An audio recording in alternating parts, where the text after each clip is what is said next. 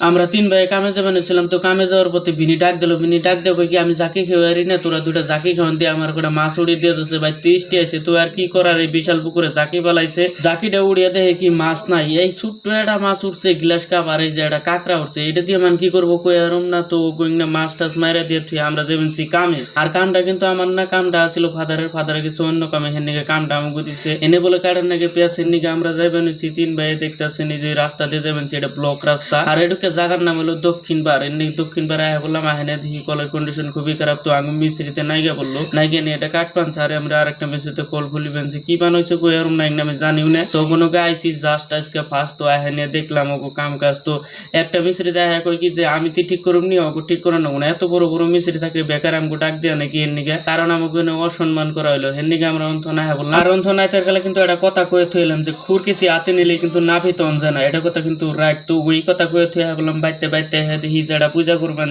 আঙ্গ গোসাই। আর এই পূজাটা কিন্তু দুর্গা পূজার লাস্টের দিন করে, দশমীর দিন করে। আর এই পূজাটারে কয় যাত্রা পূজা, এই পূজাটা সবাই করে আমাকে হিন্দু ধর্মের যত মানুষ আছে। আর এই পূজাটা দিনে শেষ হওয়ার পরে রাত্রে কিন্তু আমাকে আর একটা নিয়ম পালন করার নাকি, সবার আশীর্বাদ নেন নাকি, যে গুরুজন আছে মা বাবা আছে সবারই আশীর্বাদ নেন নাকি। পারলে পরে আপনি পাড়ার প্রতিবেশী দাদু কর্তা যত বুড়া বুড়া মানুষ আছে বয়স্ক মানুষ আছে তাকেও আশীর্বাদ নেন নাকি, কারণ টেহা পয়সা আজকে আছে কালকে নাই, আশীর্বাদটা কিন্তু আপনার নগে হারা জীবনই থাকবো। তাই কই দুর্গা পূজার লাস্টের দিন যাত্রা পূজার রাত্রে আপনারা পারলে বড় মানুষের আশীর্বাদ নিবেন, কারণ আশীর্বাদটা আপনার নগে হারা জীবনই থাকবো।